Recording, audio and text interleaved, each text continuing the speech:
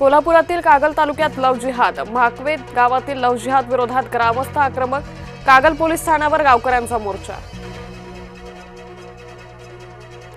Operation टायगरचा photo अखेर समोर, 17 जूनला 5 खासदारांची ओम बिर्लांसमोर स्वाक्षरी, खासदार श्रीकांत शिंदेंसह मंत्री प्रताप सरनाईक उपस्थित। शेतकरी कर्जमाफीची अंमलबजावणी लांबणीवर पडण्याची शक्यता, केंद्र सरकारकडून डेटा आल्यावरच कर्जमाफी। 2019 मध्ये कर्जमुक्तीचा लाभ घेतलेल्या शेतकऱ्यांनाही 2 लाखांपर्यंत कर्जमाफी, तर प्रोत्साहनपर अनुदानासाठी कर्ज भरण्याची अटही रद्द।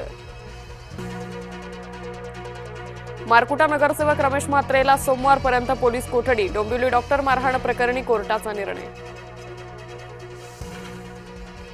पाकिस्तानी गँगस्टर शहजाद भट्टीच्या संपर्कात असल्याचा संशय, कर्जत खोपोलीतील 3 तरुणांना एटीएसनं चौकशीसाठी घेतलं ताब्यात, अमरावतीतील 2 संशयित तरुणांची कसून चौकशी।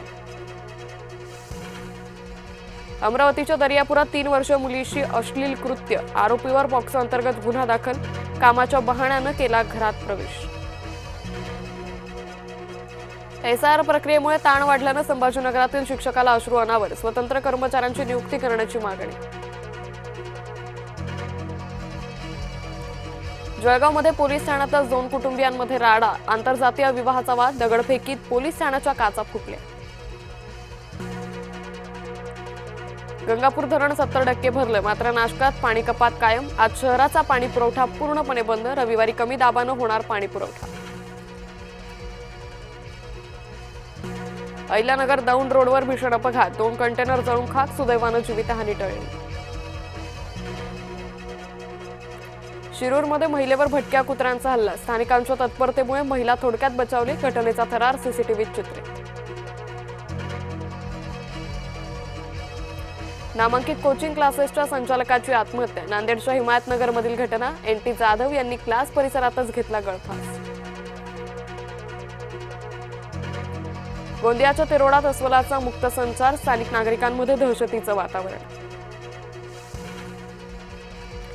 मुसळधार पावसामुळे टोमॅटो पिकाचं नुकसान, जुन्नरमध्ये टोमॅटो महामार्गावर फेकण्याची शेतकऱ्यांवर वेळ।